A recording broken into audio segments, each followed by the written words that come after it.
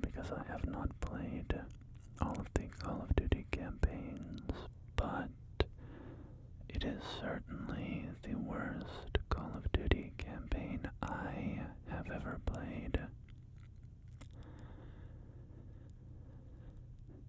And I don't necessarily love making videos that are sort of completely negative. To be honest, I'm kind of the world's #1 hater. I love to be critical of stuff I don't like and to pick apart the reasons why I think they're bad. But in the context of an ASMR channel where it's supposed to be relaxing, sometimes I think that those vibes don't quite align.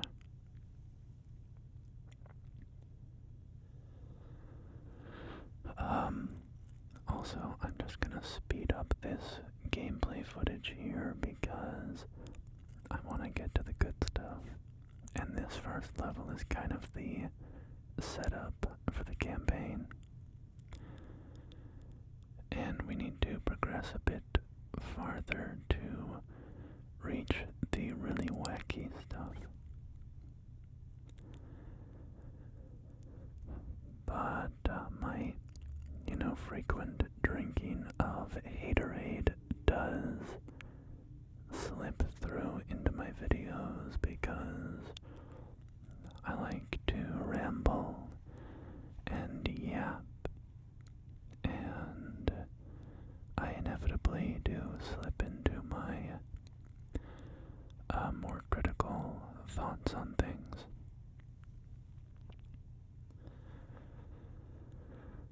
So anyway, that's all just preamble.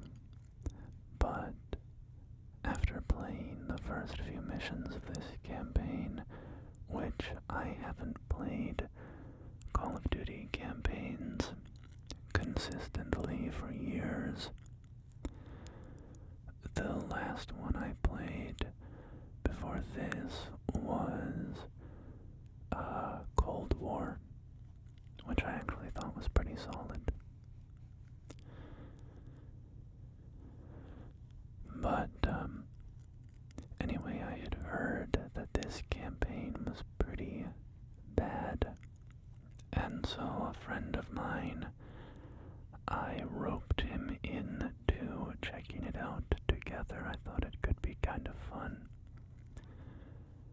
And we both have Game Pass, so the game was free. We didn't have to, well, free with a subscription, right? But it was not going to cost us anything to check it out.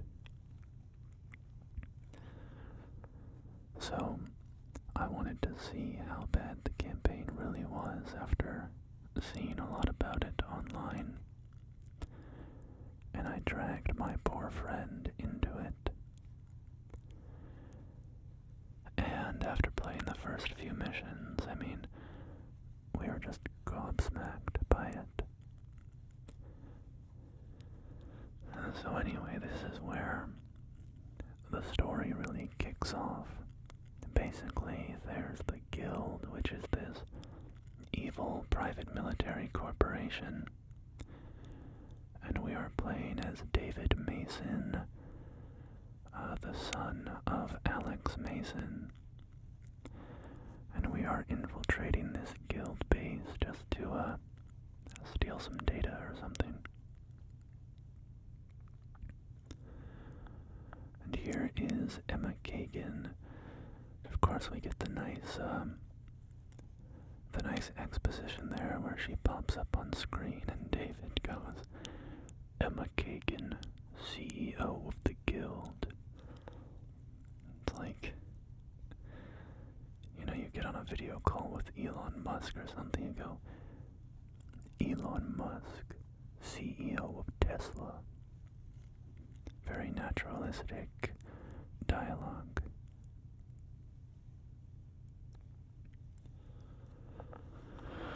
But anyway,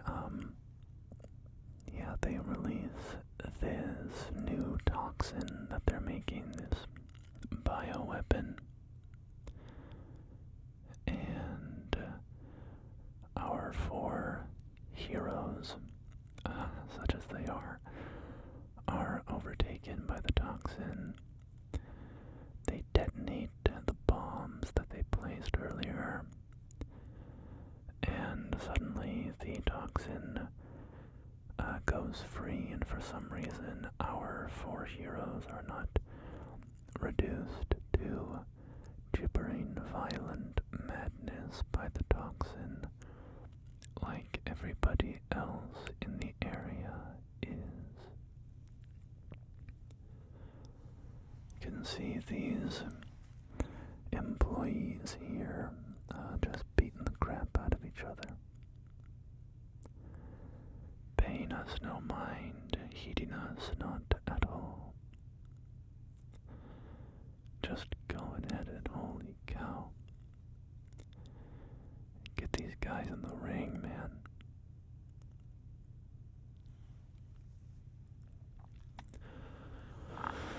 So, yeah, basically, this video is just a fun little, an idea. I was just so shocked by this that I had to inflict it on all of you as well. I do not have a lot of love for the Black Ops franchise at this point.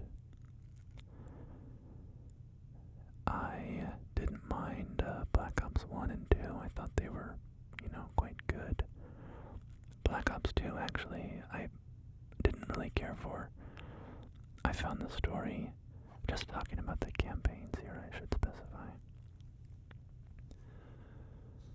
I found Black Ops 2 to have a very kind of convoluted story in a way that wasn't very interesting or compelling, but it was fun, and I was younger then. I mean, I didn't really have the same standards, I guess.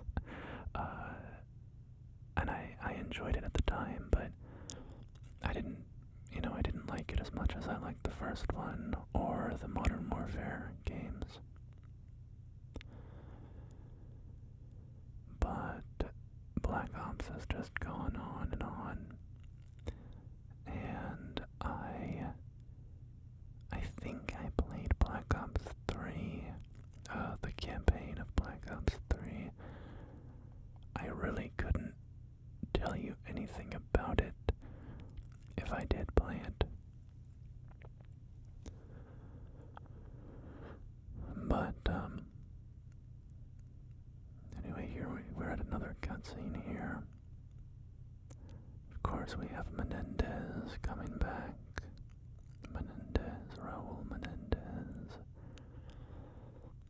He,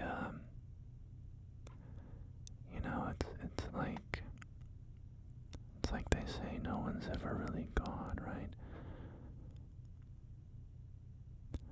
It's the Star Wars line that has just become emblematic of modern,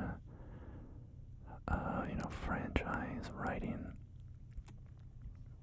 where movies and games and everything is just a reboot or a remake or bringing back old characters. So anyway, here's where the stuff gets really good. In this sort of drug-fueled haze, we have plummeted down into, I guess, a sort of Angola stand-in. I don't know if it's actually Angola. That was a place in Black Ops 2 where some of the Menendez storyline stuff took place, but I don't really know. So anyway, we are in this crazy world here, this like Pandora-esque world full of floating rocks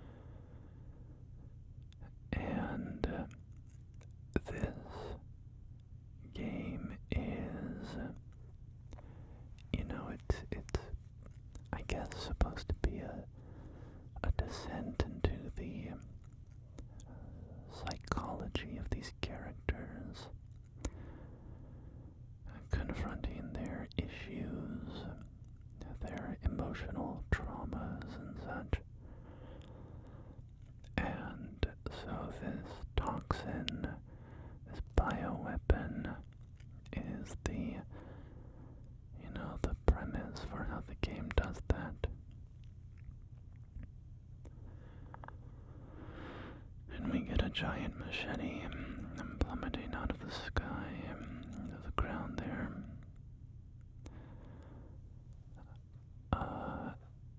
Yeah, I mean, I guess to some extent Black Ops has always played in these realms.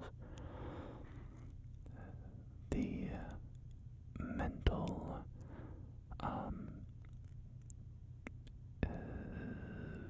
sort of insanity or mind control or, psychological experiments and stuff like that. Alex Mason and the numbers, right? And then in Cold War, as I said, which I did play, a huge part of that game was, the mind control subplot. So this is not unfamiliar territory for Black Ops in a sense. But I think the difference here for me, I mean, there's a couple factors. The sort of top line thing is this is so over the top, kind of laughable. We're bringing back Menendez and he's throwing giant machetes from the sky at you. And then, later on we'll see what happens to Frank Woods in one of these, mind meld moments. And it's just, it's goofy beyond any degree of seriousness. But I think the double layer to it is what I was talking about earlier, no one's ever truly gone. Franchises can never end. Characters can never die. Everything has to be brought back, rebooted.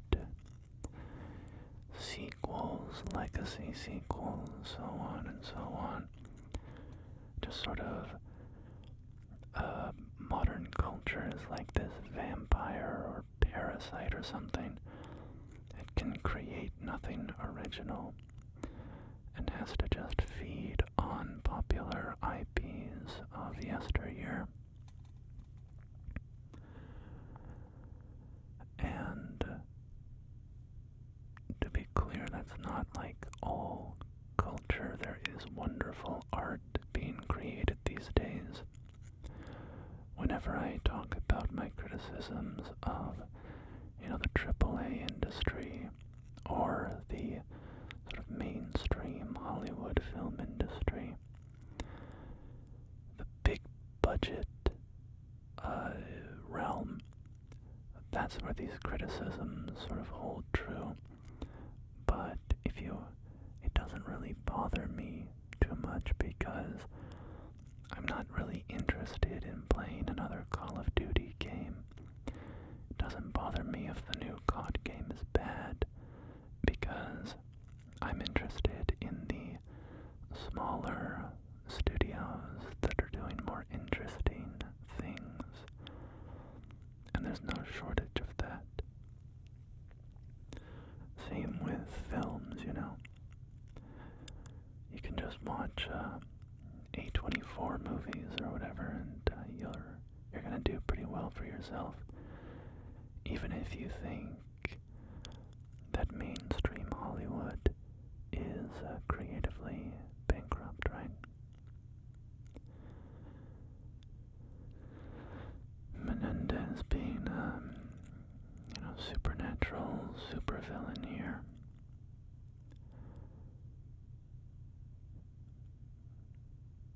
I feel your fear, David. Arise, soldiers, it is time to fight.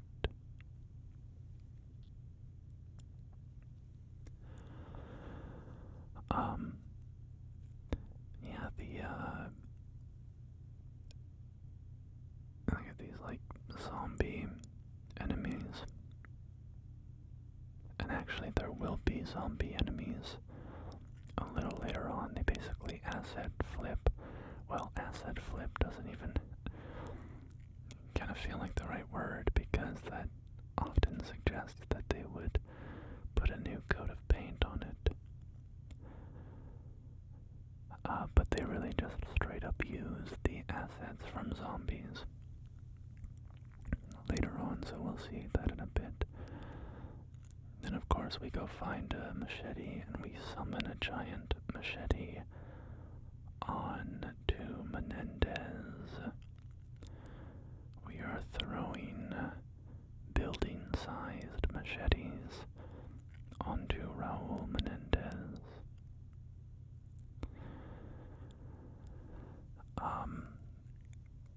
But yeah, the sort of creative degradation of these tentpole franchises. It's honest, that's what I was curious about seeing firsthand. You know, I've been so tuned out of Call of Duty for a while. Just curious to see what it's up to and how bad the damage has really gotten. So we just have to kind of survive these little waves while we wait for a new machete power-up to spawn in. And we do, no damage to him with our guns. Suffer, David, suffer now. And let's finish off Menendez. Kaboom. And he is laughing and exploding with red. He exploded into the red gas and has disappeared.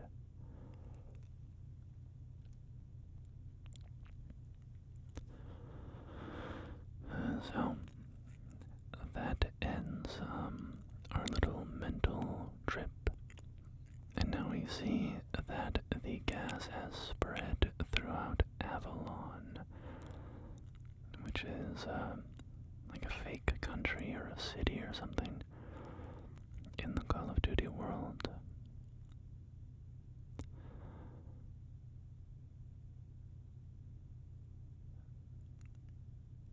And this is a fun little part here. This next mission, we're just dropped into this massive open world area.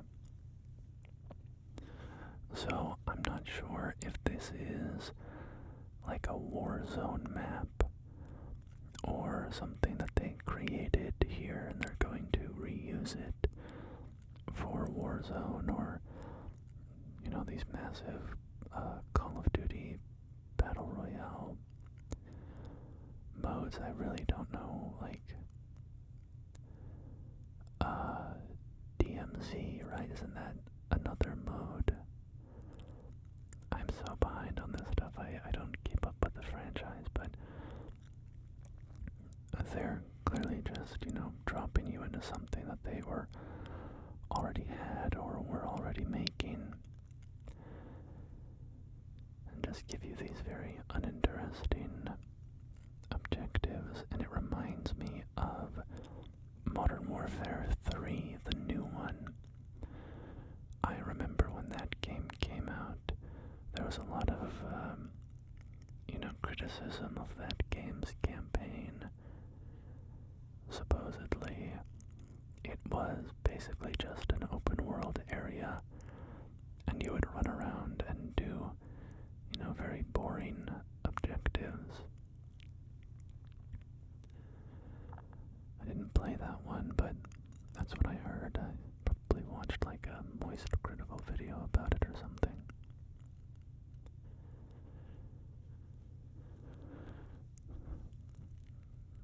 So we have to go find this person and, just to be a little more specific about why this is bad. Why this open world thing. It's because, the Call of Duty campaigns, what makes them interesting, right? Because it's not the gameplay, really. It's passable first-person combat. If you like the gunplay, then it feels fine. But it's not particularly interesting in a Call of Duty game to just mow down waves of enemies.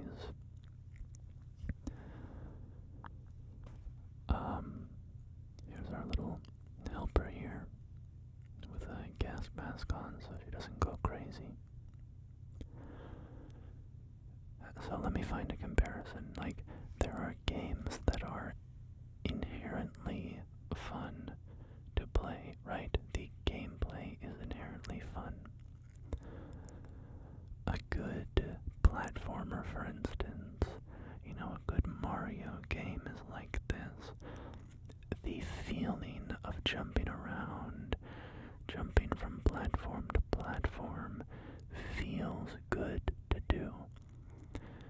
It's not about the objective, or, the storyline, or the characters. All that stuff is kind of on top of it, but nobody really cares about Mario for the plot line, right? They like Mario because the gameplay is always really top-notch. It feels good to play. And of course there's nostalgia for those characters, and they've sort of acquired this status, and so I don't want to say there's no fondness for that, right? But no one is talking about, oh, the plot line of Super Mario Sunshine changed my life. I think about that plot line all the time. And so I make that comparison because, to me, and this is a bit of a personal thing, a subjective thing, but to me, the gameplay of a Call of Duty is somewhat inherently fun. Basically, if you're just standing in cover, mowing down waves of enemies, that's okay. That's interesting for a bit, but it doesn't provide by itself a ton of entertainment. It can only get you so far. So how did the Call of Duty campaigns fill in the gaps to make those campaigns good? They did it with storyline, and characters was a big part of it, but they also did it with consistent, set-piece gameplay. Right, so what I mean by set-piece gameplay is they will move you from interesting scenario to interesting scenario, changing up the gameplay often enough so that it doesn't get particularly stale. You're never going to stay in one mode for very long because the one mode can't sustain your interest. So, traditionally in a Call of Duty game, you will have a close quarters, breach and clear, lots of, enemies in tight hallways. You might get a slow motion segment, and then you do that for a bit, and then you get a stealth segment. So now they're introducing a new set piece, and you're crawling through the snow, and you're getting to use throwing knives or crossbows or silenced weapons. And then you do that for a bit, and now it's like a wave defense scenario, and you get turrets and bouncing betties or whatever. You do that for a bit, and then you get a vehicle segment where, you're going down the street with a tank, and, using it as mobile cover, this or that, and they change it up often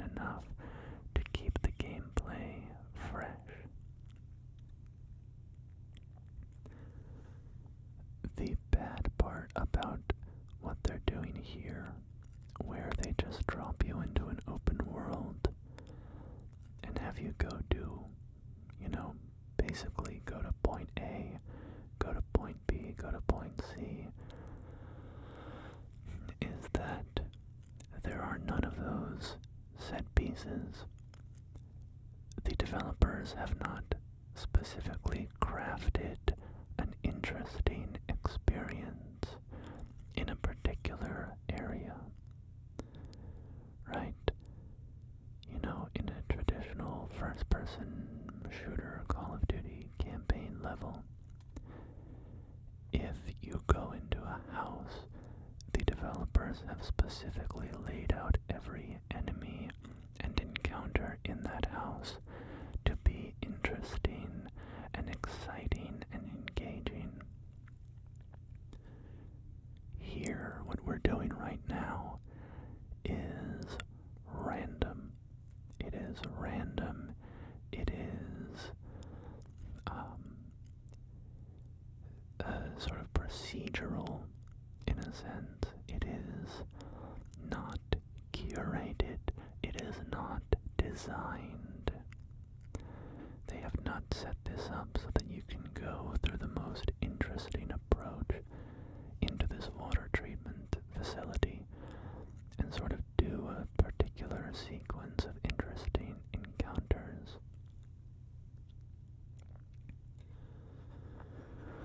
And we are not dealing with the toolkit of, say, a Far Cry game, which we can have critiques about, a separate conversation about Far Cry and what makes that gameplay loop work, or sometimes maybe not work.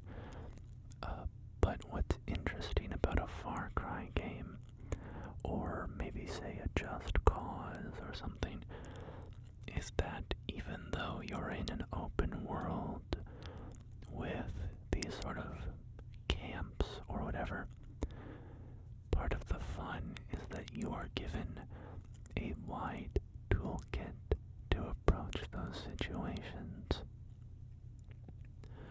And furthermore, the developers have designed, and to speak a bit more clearly, in a Far Cry game, you are in an open world and there are like enemy camps that you can clear. And so you can approach them any way that you want. You can stay super far away and snipe them silently and try not to raise the alarm. You can go in silently. You can go in guns blazing. You can set explosive traps. I remember the Just Cause games being very fun with this sort of stuff. And the developers have set up these environments such that it is like generally pretty interesting to approach, or like there are things there to set up interesting encounters or fun things to do.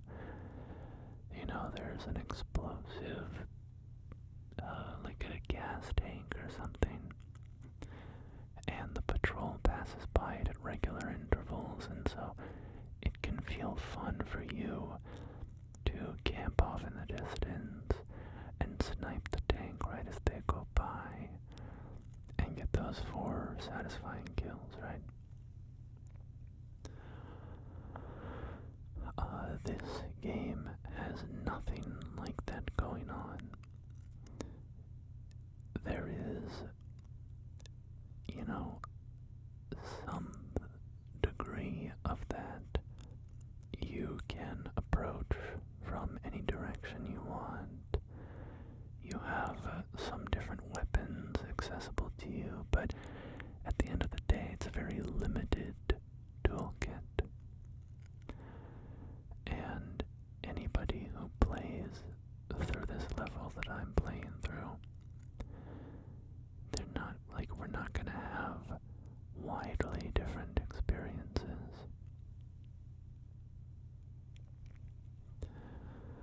And so, that's not a bad thing in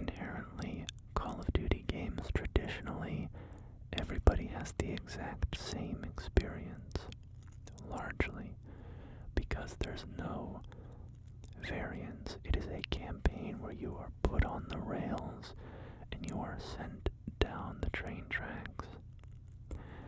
And what makes it fun is how it's like an amusement park ride, right? Everybody who gets on a roller coaster takes the exact same path. What makes a roller coaster fun, or boring if it's a bad one, is how interesting that predetermined path is. How exciting is the track? What kind of speeds do you get up to? What is the decor of the track? What's the theme? What kind of different experiences do you have on the coaster? And it doesn't matter that everybody's doing the same thing, because if it's interesting, if it's a fun roller coaster, then it's a success. If you're going to let somebody off of the tracks and do their own thing, you really need to reconceptualize what you're doing to make the experience interesting. And that's a large part of what separates good open world games from bad open world games. How inherently satisfying is it to navigate the open world? What kind of activities are in the open world? How interesting and variable is the experience of confronting enemies or confronting encounters in the open world? How interesting is the story? How interesting are the characters? And so on and so on. So, that was all just a long ramble, but basically, I just, after playing a few missions of this game, there are these more directed missions, but they're interspersing them with this open world stuff. And yet, it is essentially, you're still on the railroad tracks, the roller coaster tracks. I mean, it's like they let you off the tracks, but then they haven't provided anything interesting. They say, normally we would have a roller coaster track that would send you over to that hilltop up there. But why don't you get off the tracks and then just walk up there yourself? Well, if they haven't put anything interesting on the path, then it's just a lot slower and less interesting to get to the top of that hill. So anyway, here we are in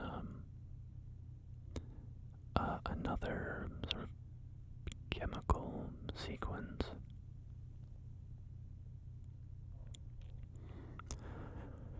We have Michael Rooker here. Michael Rooker, the actor. And he was in Black Ops 2. I guess as a squad mate of David. And Michael Rooker, you might also remember from Black Ops 2 Zombies, the Call of the Dead game mode. Wait. Excuse me, Call of the Dead is from Black Ops 1. So if you remember Black Ops 1 and Call of the Dead in Zombies,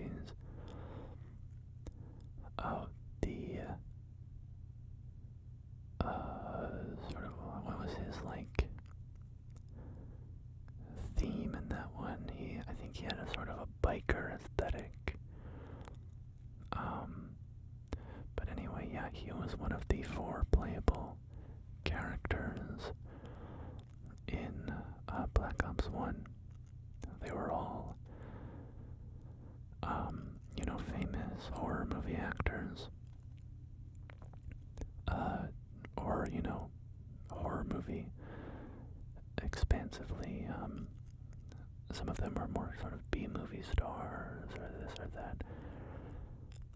You had Michael Rooker, you had Sarah Michelle Gellar, most famous for Buffy the Vampire Slayer. You had Danny Trejo, and you had the guy whose name I'm forgetting. He's of course from Nightmare on Elm Street. He plays Freddy Krueger. Oh boy, what's his name?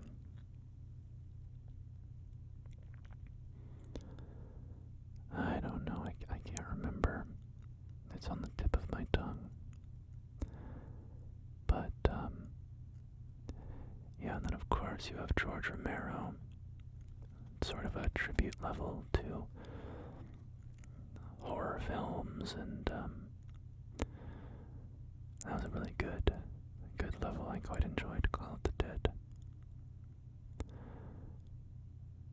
I'm waiting for my brain to suddenly spark with the name of the Freddy Krueger actor. It's so close, but it's just not, it's not coming through. So anyway, this level, we are looking for Woods, Frank Woods, who is another major character from the Call of Duty franchise.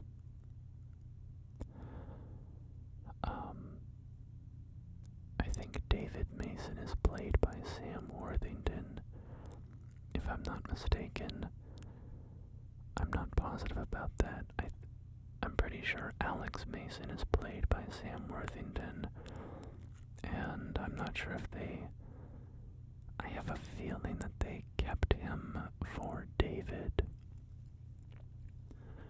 But Sam Worthington, of course, these days, most well known for Avatar, the James Cameron Avatar movies, the big blue aliens. Which is, it's crazy. Those movies are so strange to me. The success that they have, their popularity, or, I don't know, that's what's funny to me, is that they feel so culturally vacant, like they don't occupy any space in popular culture. Nobody talks about them. Nobody thinks about them. Obviously, I'm exaggerating a little bit, right? But nobody is like in love with those movies. Again, I know that's not true, but you know what I'm talking about. Like, they don't occupy any space in the culture, and yet the two of them that have been released are, wait, the third one just came out actually, I haven't seen it, but they're like the most profitable movies, or the highest grossing movies ever made. They're up there anyways. The first one is the highest grossing, not adjusted for inflation. The highest grossing movie ever made, adjusted for inflation, by the way. Just a little trivia fact. Do you know the answer? Do you know what that movie is?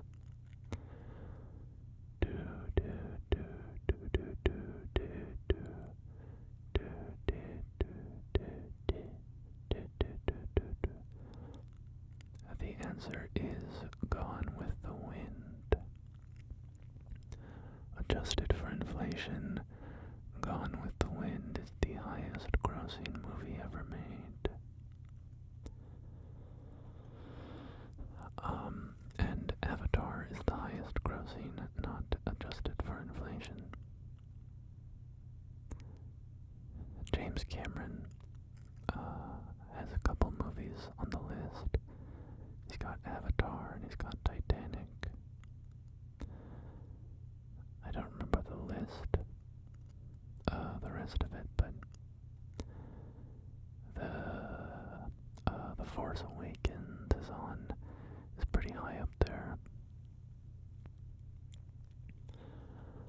That newish Chinese animated movie. I think it came out last year. Something. I can't remember the name. I didn't see it, but it's on the highest grossing list. But anyway, so that's a little bit of a tangent. I forget how I got onto that. Oh yeah, because I mentioned Sam Worthington being in the Call of Duty games. It's a little game I like to play with myself sometimes. Like in a conversation, if I'm hanging out with a group of people and the conversation is flowing, I like to see if I can like unwind the conversational thread. What was the chain of topics that led to where we are now? I also do that, like if I'm falling asleep in bed at night. You know how your brain, you go into that like falling asleep mode where you might be like thinking about something.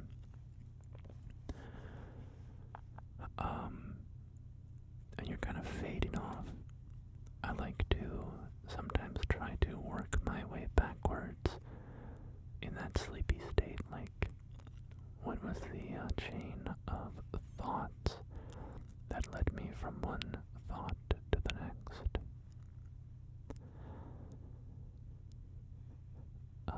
Anyway, yeah, as you can see, we are, I guess this is Angola. I know Woods got captured in Angola, I'm pretty sure.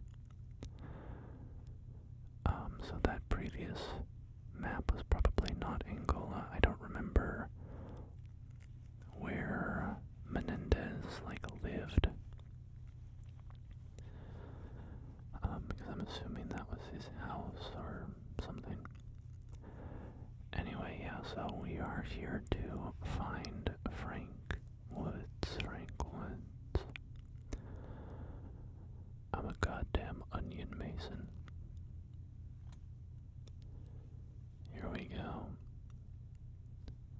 We are on the barge. Woods told me this is how my father found him in Angola. Menendez, now Woods, this toxin's drawing on your memories, Commander. You gotta get your head on straight, bro.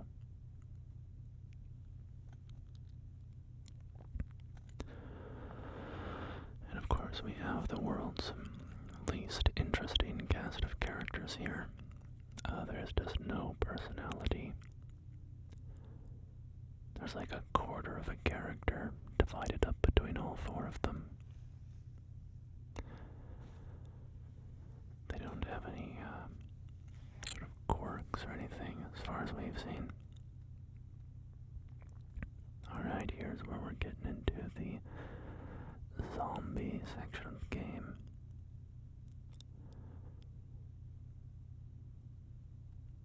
Okay, what fresh hell is this? That character's name is 50/50. I don't know if she was from a previous game, but I'm guessing that her nickname is because of her robot arm. And maybe she has a robot leg as well, so like 50/50, half her limbs are prosthetic robot limbs, and the other half are not. Damage up 2 times. See, that's just funny. I mean, that doesn't even really matter, but it's like I'm playing a Call of Duty campaign. I mean, put aside the Call of Duty aspect, there's no difficulty scaling in any meaningful way. Like, you can just change the health numbers of the enemies if you want things to be harder or easier. And saying, hey, we're giving you 2 times damage, that only matters in a game where you have choices about, what difficulty at any given time, or where you have choices about what upgrades to collect. So it's just funny in a single player,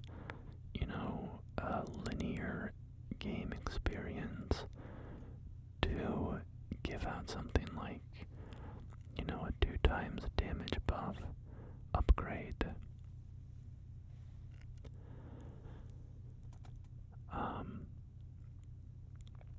But whatever. I mean, that's a thing that I've long been annoyed with. I feel like the RPG-ification of a lot of games has kind of been infecting games. By which I mean, and RPG-ification, but also like MMO-ification, which I'm speaking out of turn a bit because I've never played an MMO, but my brothers did, and I saw a fair amount of it. And stuff like damage numbers popping off of enemies when you shoot them, loot dropping from enemies, colored loot, stat upgrades, meaningless stat upgrades, increasingly tanky enemies. This is something I didn't love about Assassin's Creed Origins when they switched over to the sort of RPG, like you could drop down and assassinate an enemy, but they just wouldn't instantly die. I was like, that's not what my fantasy of being an assassin with a hidden blade is. I jump from a rooftop and land on my foe, on my prey. I sink the blade into their neck, and then they just stand up, pull out a battle axe, and commence a 5-minute fight with me where I have to whittle down their health bar. I did receive a comment, I think, on my Assassin's Creed video, saying that they added a setting where you could sort of bring back instant assassinations and remove a lot of the features that I didn't care for in the new Assassin's Creed gameplay style.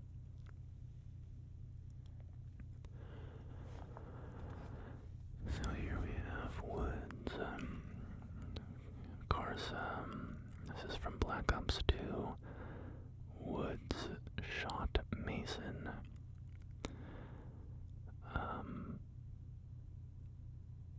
Accidentally he was tricked. They put a bag over Mason's head and told Woods to shoot him. But it was all a plot by Menendez to get revenge because, Woods or Mason, they were somehow involved in, I think they were trying to assassinate, Manuel Noriega, and they ended up killing Raul's sister, Josefina. And that was his whole motivation. His sister had been, badly burned by, Americans or something. And so he hated America. And then Woods and Mason ended up killing his sister. So he got even, more vengeful at that point.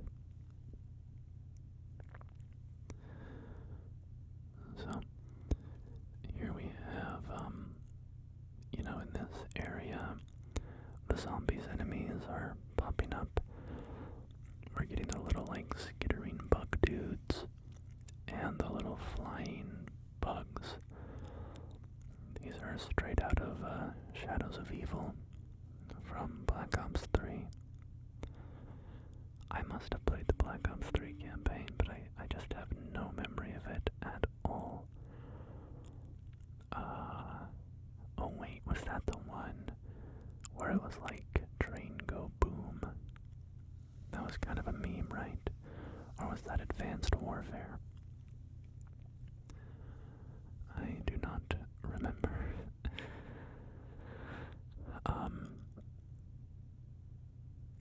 Yeah, but Black Ops 3 Zombies was the height of zombies for me, the height of the zombies story.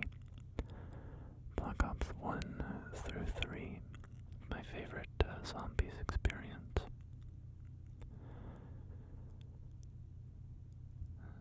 So we are shooting these bugs, and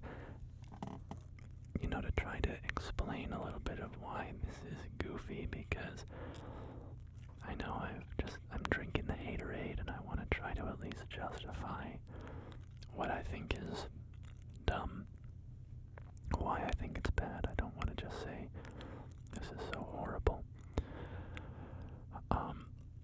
But if you're going to do these like mental escapades in a storyline, if you're going to have these sort of psychological journeys through the subconscious of a character and their traumas and manifest them physically, that's fine. To be honest, it's a trope that I've never super loved.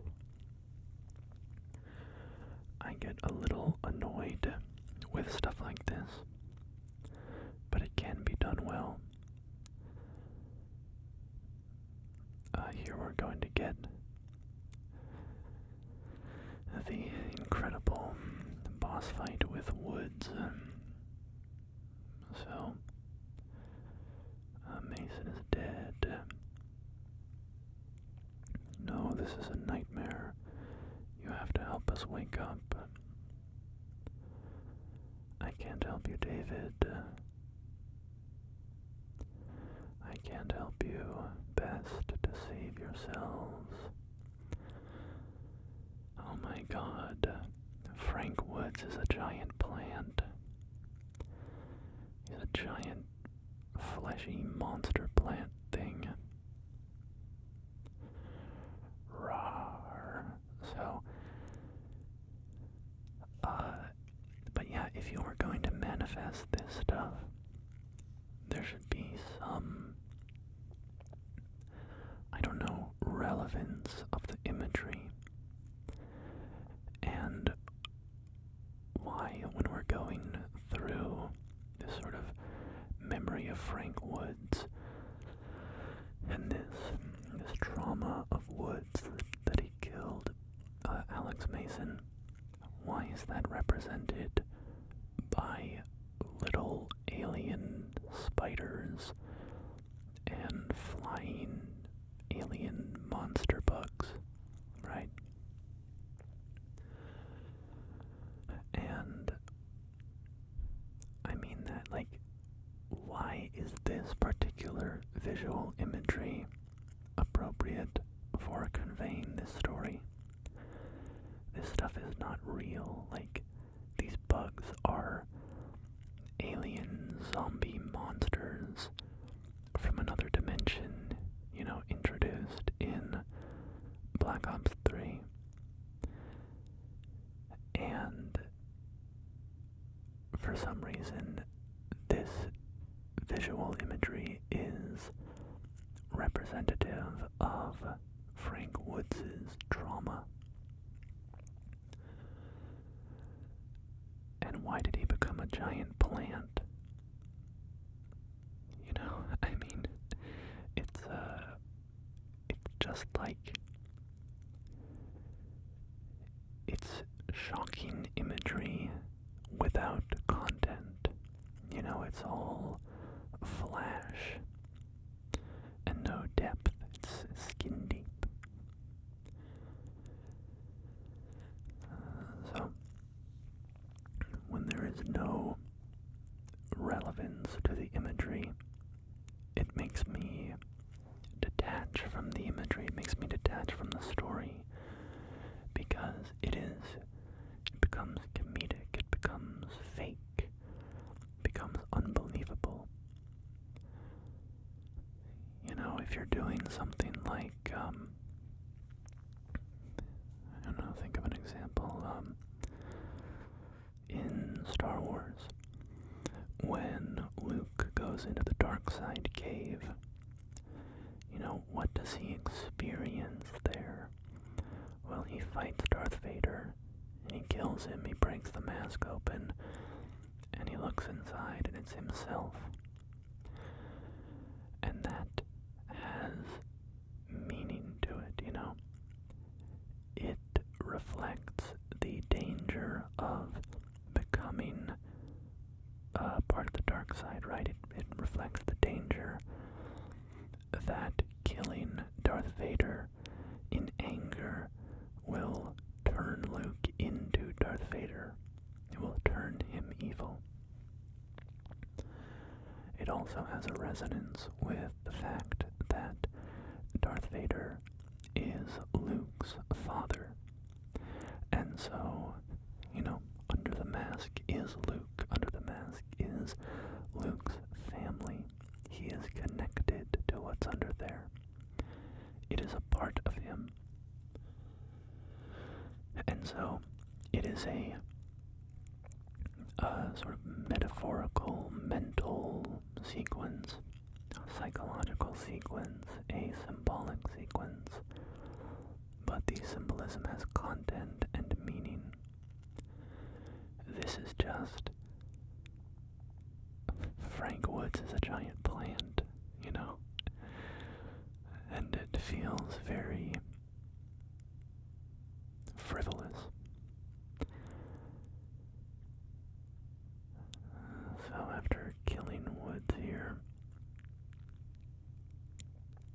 or freeing him from the plant or whatever,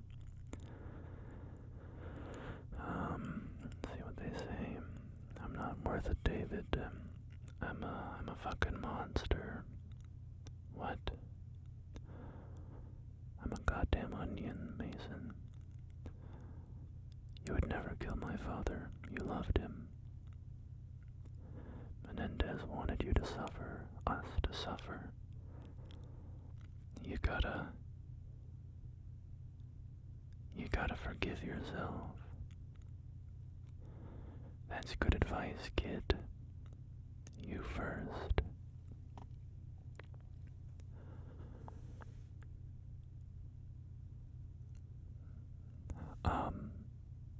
The other strange thing here is, why are we exploring the psychology of Frank Woods? He's not even here, We have 4 characters here, and we're entering these psychological fantasias, and instead of being about the 4 characters, perhaps, it has been about Raul Menendez and Frank Woods. I mean, the Raul Menendez one kind of makes sense because the story has set him up as a villain, right? And so he's on their minds as a villain. But the Frank Woods one is why are we dealing with Frank Woods' trauma when he hasn't even been infected by the brain trauma bioweapon, right? If you wanted to do this sort of crazy psychological storyline, my suggestion would be have your squad of 4 characters, make them far more interesting than they are now, and then explore each of their psychologies through these worlds, right? But, maybe you should just scrap the game and start over, right? So anyway, that is Black Ops 7's campaign. I hope I justified my thoughts enough that it didn't feel like a knee-jerk negative reaction, because I know oftentimes something comes out like this and it gets criticized and there's a whole bandwagon effect, and I try not to play into that. I try not to let myself go along with that, and I try to actually think about the reasons why I like or don't like something. As I've said, I'm so detached from Call of Duty at this point. I don't really have the emotional investment in this. It doesn't offend me or hurt me that Black Ops 7 was bad. I'm not sad that it's bad. I really don't care. But it sounded like it was bad in such an entertaining and explosive way that I wanted to check it out. And my friend and I were talking about it as we were playing, and we were kind of thinking, and I don't think this is necessarily true. I think it's probably not true, but we kind of came to the thought, like, the people who made this game had to have been doing it intentionally, right?